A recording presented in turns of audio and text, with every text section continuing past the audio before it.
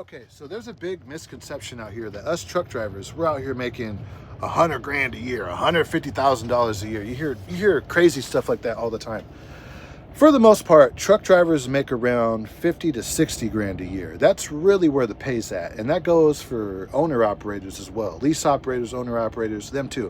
When they take out all of their expenses, what they put into their bank account, most of them, not all, but most of them, just like company drivers, most truck drivers, it's around 50 to 60 grand a year. Now, every time I talk about this, I get the truck drivers, the super truckers talking about, oh, you're just working for the wrong company. You're working for the wrong company. I make $100,000 at Cisco or US Foods. Yeah, you do, right? And everyone is trying to get into those jobs.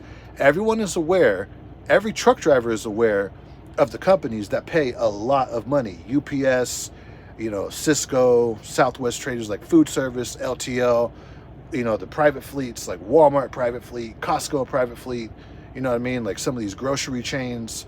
Everyone is aware of the trucking jobs that pay a lot of money. And everyone's trying to get in at those jobs, right? To the point where you just don't get in.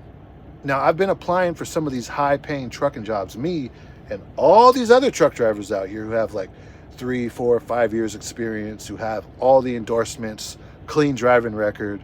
The problem with trucking is that you have way too many truck drivers than jobs available. And some markets are worse than others.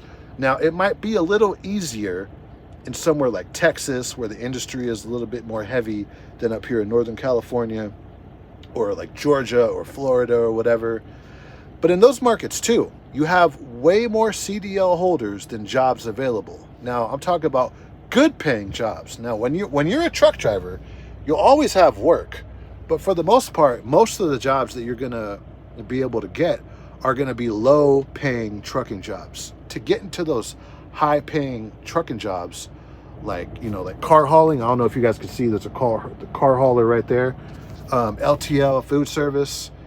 I mean, dude, join the line that goes down the street and wraps up around the block of applicants, right? I went on an interview with Cisco like a year ago, and the guy that was doing the interview told me he had to interview like 20 other people for this one job.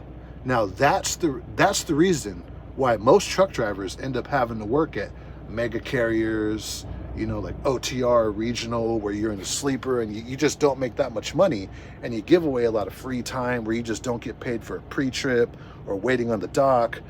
Versus US Foods and Cisco, they get paid by the hour. They get paid for every hour that they're at work. It's because everyone's trying to get in, so you got to settle for less or have no job at all.